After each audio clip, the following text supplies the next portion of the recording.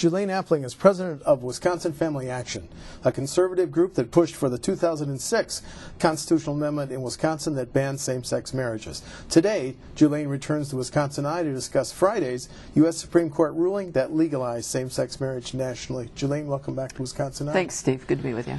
Well, now you've had 5 days to think about the U.S. Supreme Court 5-4 ruling, which came out Friday. Any additional thoughts? Well, go back over the statement that you initially issued, and any thoughts since then, ma'am? Well, we were not surprised, but we were profoundly disappointed. I was disappointed in the way that the court reached their decision. I think Rick Essenberg, as recently as this morning, said it well. It's on really flimsy legal footing. We were not surprised, but we were disappointed, not just because we've worked on this, but I'm disappointed for our country, for our state, for the future generations who are going to be trying to figure all of this out about what marriage is and how it impacts society. Over the 5 days since we issued this, and by the way, I used words in our press release about audacious and arrogant. And over the 4 or 5 days since the original opinion was handed down, my opinion of this court's ruling has been confirmed. I have looked at the opinion. I've looked at the minority opinions authored by all 4 of the justices who dissented from the majority, right. And I think they are spot on, Steve. I don't think that they've overstated anything. I happen to be a fan of the way that Justice Scalia pens a phrase. I think he has a way of capturing a lot of the angst, if you will, that people across this country are feeling on this kind of decision, and putting it on paper and saying to the majority as well as the rest of the country, this is wrong-headed. This is not going to serve us well. It makes a mockery of our form of government. It makes a mockery of the rule of law. It makes a mockery of our interpretation of the Constitution, and it certainly takes we the people and just pretty much tosses them out the window. Well, I was struck by something that Chief Justice Roberts said in his dissent. You can thank many things for this, but do not thank the Constitution. Yeah. That's kind of what you were just saying. The Constitution doesn't speak to this? Well, it doesn't. The Constitution is silent on marriage. Now, we're talking the U.S. Constitution. I find people get these constitutions confused. The U.S. Constitution is silent on marriage. I think there's many reasons why that is. And one of the most basic one is back when it was written in 1787 and ratified shortly thereafter, there was no way people were thinking that marriage was defined in any other way than what it had historically been between a man and a woman. And so where the Constitution is silent, the Constitution says in the 10th Amendment that in those areas that are not specifically given to the federal government, those go to the states and to the people. They're delegated to the states and the people. Right. So what happened to that? I'll tell you what I think happened. I said this for months before this decision. Justice Kennedy is a very strong states' rights justice, but he's also a very strong, quote, equality justice. Equality has to do with emotion, and the states' rights position has to do with logic and reason. And I said over and over again, this decision rests on which side of the bed Justice Kennedy gets up on the day he has to vote on this.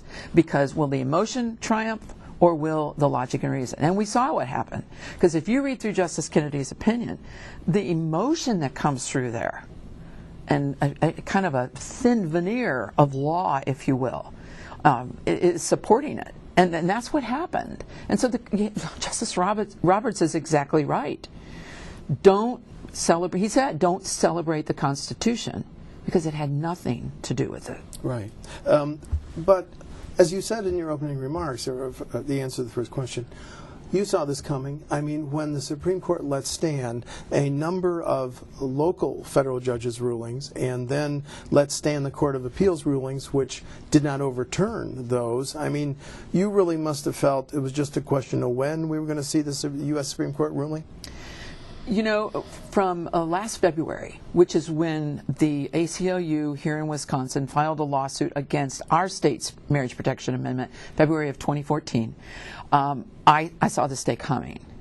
And the reason I saw it coming is because the minute that the people who want to redefine marriage go to the courts and do an end run around the people, we were headed for this. Because what they effectively did, Steve, is they just cut the people out. You don't petition courts. You don't do a letter campaign to the courts. You don't do phone calls and email blasts to them.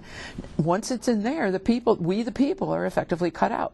And when people started looking at that Supreme Court, we knew Justice Kennedy was a swing vote. I personally thought Justice Roberts might be too, especially on the heels of the Obamacare decision the day before. Which went 6-3 with Roberts writing that decision. And I've heard a lot of people try to justify what he did on Obamacare for different constitutional reasons and trying to push back against Congress. And maybe they did. But I was pleased with the 5-4 vote, to be honest with you. I honestly wasn't sure that we couldn't have ended up with a 7-2 vote. Is the issue dead? Is the issue dead? Excuse me. Let me get some water. Sure. No, the issue is not dead. This issue on marriage is no more dead than Roe v. abortion was dead after Roe v. Wade. Okay. In 1973, the court thought, that they brought the hammer down and boy, we've settled the abortion question for this country. Well, what happened? We're 42 years later, and the debate on abortion is still a primary debate, not just in politics, but in the culture.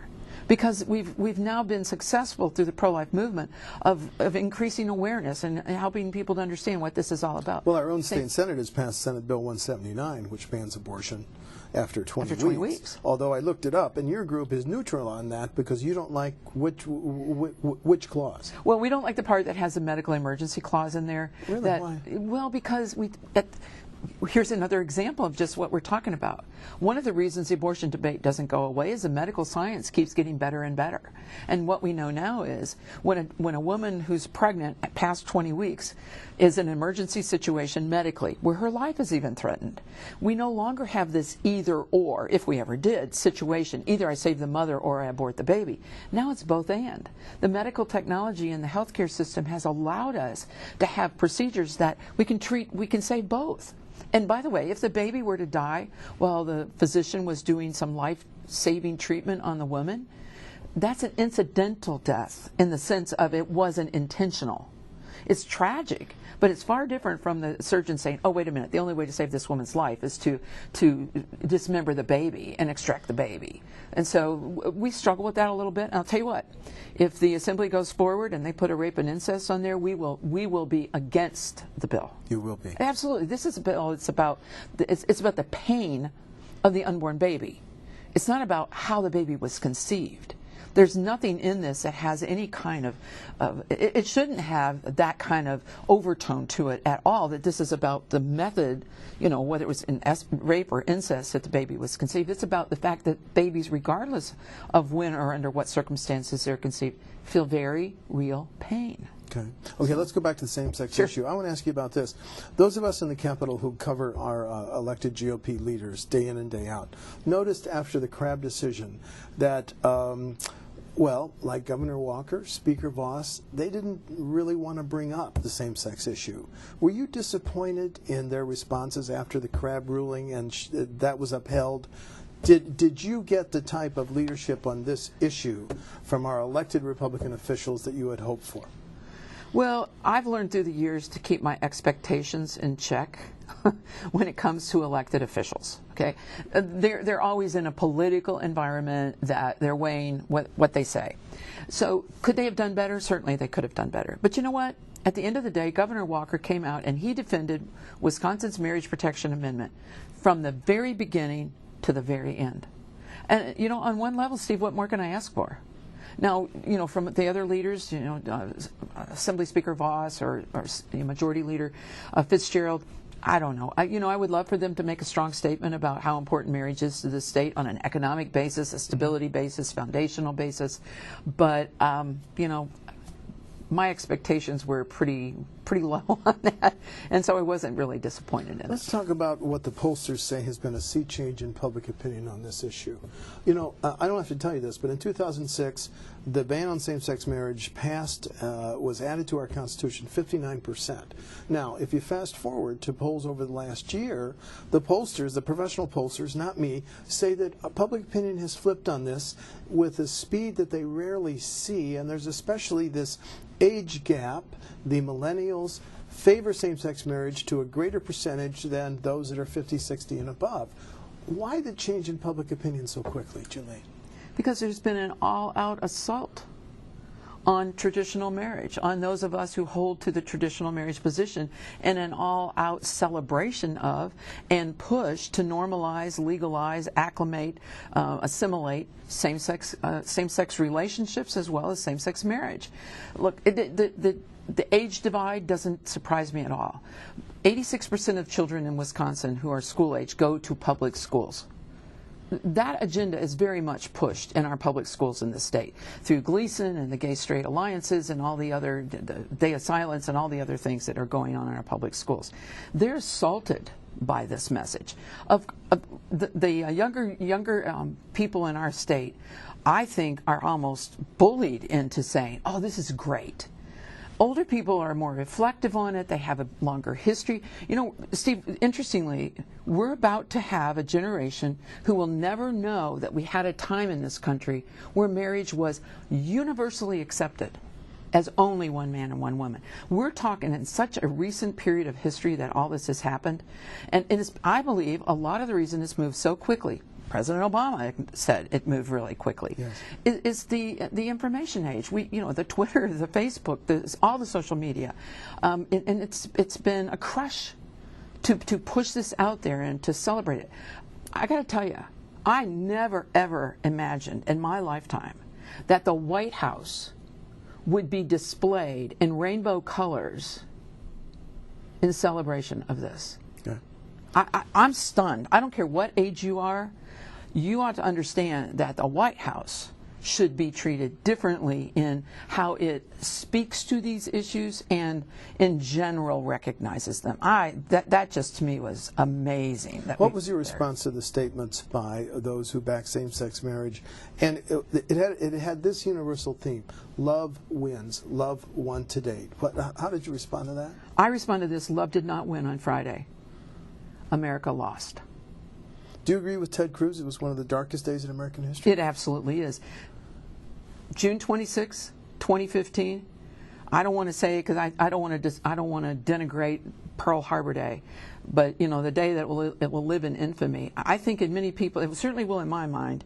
It will live in infamy though, because it has fundamentally changed what we think about the foundational institution of our state and of our country.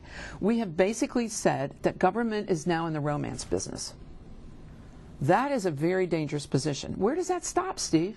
Well, that's my next question. What are the next set of emerging issues that have been that will result from the U.S. Supreme Court decision on same-sex? Well, and that's the question we ought to be asking. Number one, what's the next natural stopping point for all of this? We're 5 days away from it, and we've already heard that the polyamorous and the polygamous want their relationships confirmed in law and recognized as married as well. Why? Because they're in loving and committed relationships. Do you foresee a day that those relationships will be legalized? Absolutely. As a result of Friday's Supreme Court ruling? Absolutely. Absolutely. They're standing in line right now. You can guarantee that those will be before. I sat in the courtroom in Chicago last August when we were in the Seventh Circuit. Yeah. About 3 of us there who were on our side, but it was an interesting experience to hear Judge Posner, who was the presiding judge in that 3-judge bank, ask the attorneys for the ACLU, well, and Judge Posner was not in favor on our side. He was not even leaning slightly in our direction. Mm-hmm. But he asked me, he said, what are you going to do with the polyamorous and the polygamists who are already asking for this? And the ACLU attorney said, well, everybody knows marriage is just 2. I was thunderstruck by that response. No, everyone knows that marriage is just 2, but it's a man and a woman. You're just trying to say, well, we just want what we want. We don't want to extend the same right to everyone else. And I don't see any legal basis for saying no to the polyamorous and the polygamist. Second thing is that we're going to have an assault on religious freedom and individual conscience rights. Well, that's actually that was my next question. If a pastor does not want to perform a same-sex marriage, if a business person doesn't want to do wedding photography or the old traditional wedding cake for same-sex marriage, are they going to be prosecuted now? Well, let's talk specifically in Wisconsin. Wisconsin has Article 1, Section 18 of our state constitution that says very clearly the right to worship Almighty God, is the words that they use, according to the dictates of one's conscience, shall never be infringed. And later in that same section, I want to stop you. That's in our Constitution? That's in our Constitution. Okay. Article 1, Section 18. Thank you. And right there in that section, it goes on to talk about protection of individual conscience rights. And I believe that our state constitution, in particular under current court interpretation of that portion of our state constitution, will serve us in good stead. It will, okay. I think so. That'll be a protection for those who assert my personal spiritual or religious code doesn't allow me to do this. Yeah. In 1996, the state Supreme Court had a ruling in a court case called Miller, and they ruled in a very strong way that the religious freedom afforded by Article 1, Section 18 of our state constitution was a strong protection when someone bumps up against someone else's perceived civil right. Okay? I hope so. Now, does that mean that we're just sitting back and resting on that? No, it means we're taking a long, hard look at what would be other options that we might look at. But I think in the meantime, we're pretty well positioned. Fortunately, not every state is, and I think you will see these things happen. We're just bound to find these conflicts because I don't know if you listened to the oral arguments in April before they were fascinating. But we already heard it in the talk between the justices and the attorneys who were arguing on this, that religious freedom is going to bump squarely into this constitutionally now mandated right to same-sex marriage. Right. And we're about to find out how the courts are going to rule. Now, I think Justice Kennedy, in his majority opinion on Friday, gave a very flimsy tip of the hat to religious freedom. And so I don't necessarily put much stock in that.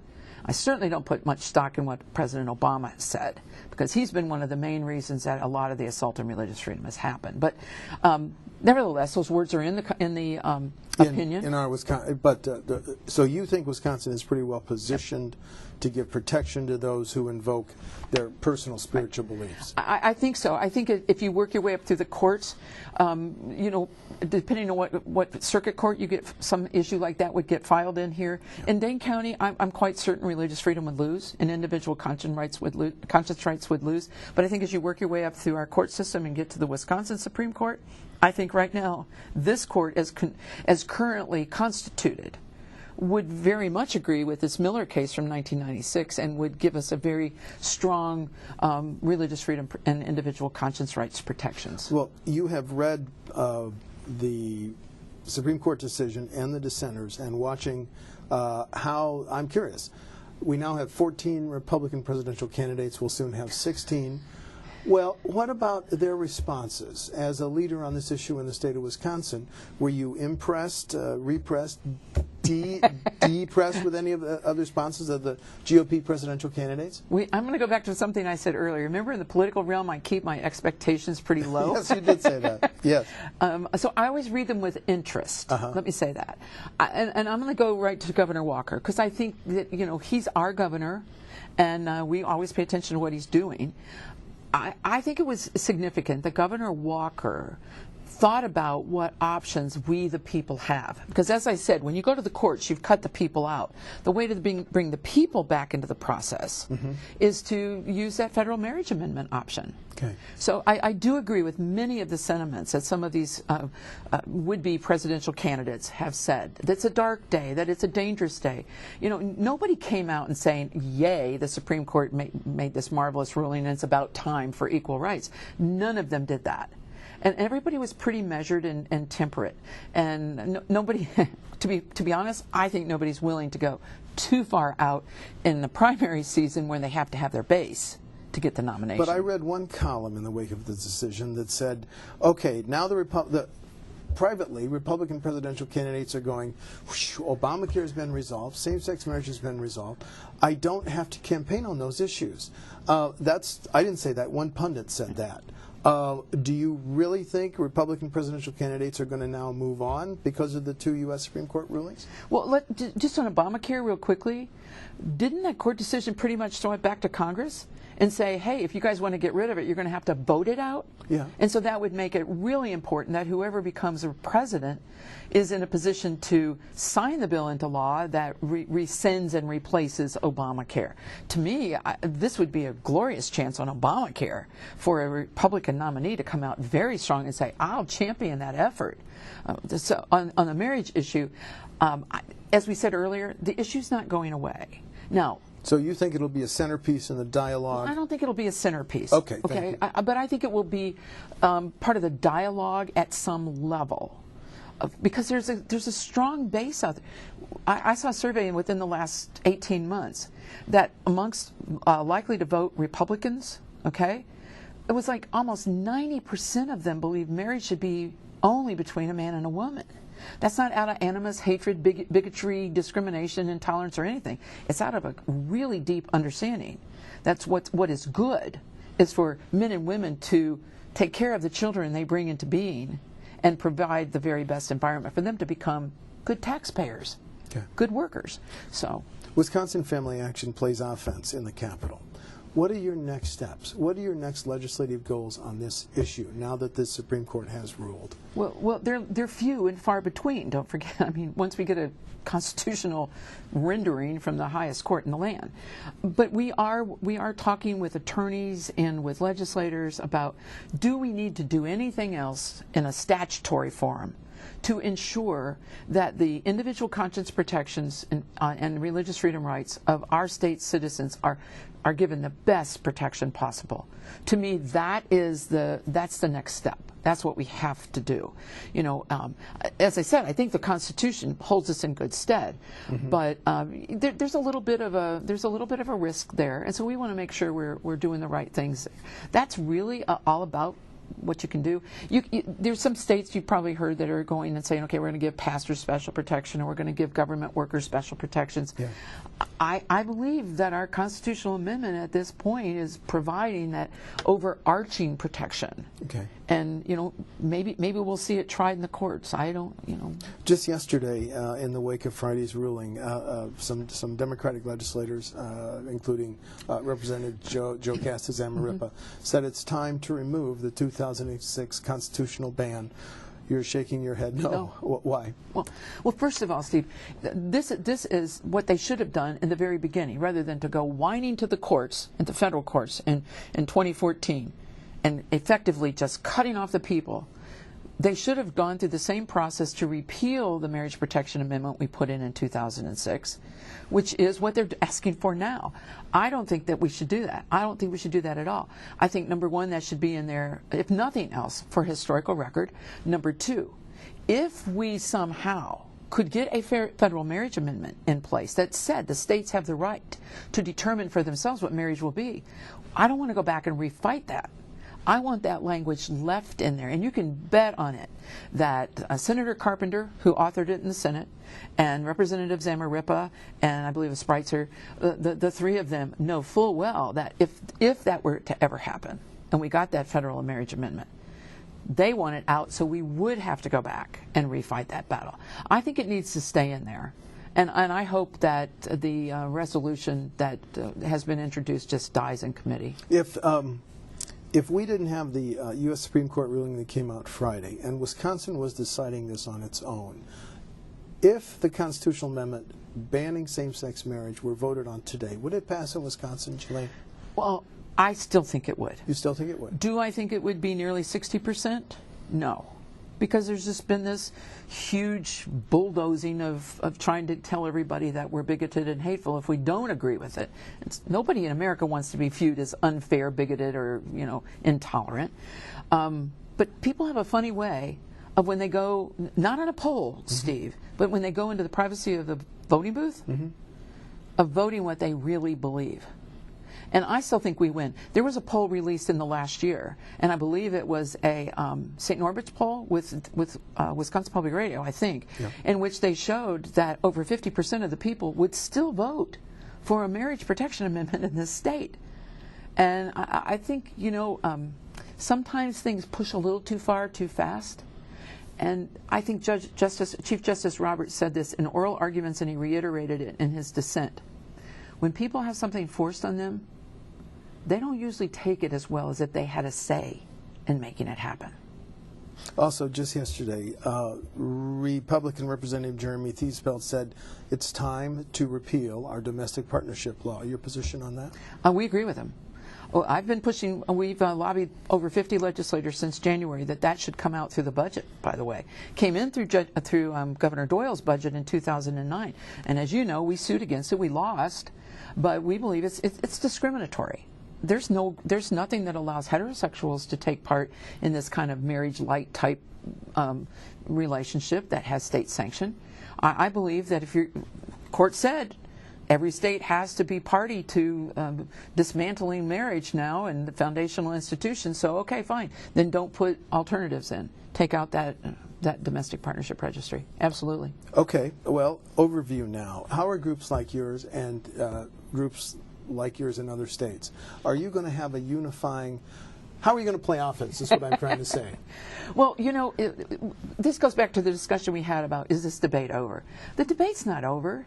There are still people out there, people of faith and people of no faith, who believe that marriage should be between one man and one woman because of children. So we as an organization and organizations like us will continue to take that message all over this country. We'll take that message all over this state. We're going to show people, as we have been especially over this last year, why this unique institution of bringing a man and a woman together and any children that might come into that union is so incredibly good for this state. We're going to do everything we can to make sure churches know how to change their policies, their governing documents, so that they have the best legal language in place. That's an offensive position we can take there to help them get ready if there should come a time when they get a knock at the door and they say no and then they're summarily sued. We want to make sure they have that. So we're working with churches all over the state. We're working to make sure, as I said, that we carefully evaluate whether or not there's something that should be done in state statute to shore up or to enhance, to reiterate and emphasize the protections that the state constitution give us for religious freedom and individual conscience rights. And just in general, we are going to promote this incredible institution of one man, one woman marriage, because we truly believe that's in the best interest of men and women and certainly children. Because what the court said on Friday was 2 men or 2 women, there's no difference in child rearing. And in order to get there, you have to do an absolute fabrication and a denial of reality. And we're going to go out and say, hey, the emperor has no clothes on, in case you haven't noticed. Because what the court did is make up some kind of alternate reality and tried to force it on all of us. And we're going to go say, no. We're not accepting that because it's not good for the people of Wisconsin. As you well know, the one phrase in the Bible says the greatest of these is love. Now, your opponents might say that some of the things you said aren't demonstrating love. So how would you respond to that? Well, I would respond with the question to you. Do you really think there was anything I said disparaging or unloving in what I said today? I promoted marriage between man and a woman. I've said I think the court was wrong-headed in its decision on this. The 5 people who voted to dismantle the society's foundational institution, I think made an egregious error. But you know what? This isn't about individual people from my perspective. This is about an institution. It's about a principle. Are we a country of the rule of law or the whim of man?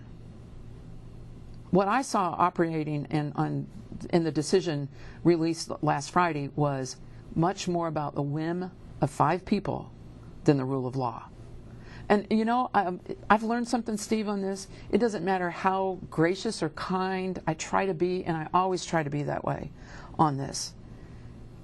Because I disagree with people who want to redefine marriage, they paint me however they want to paint me. And I wish that were different.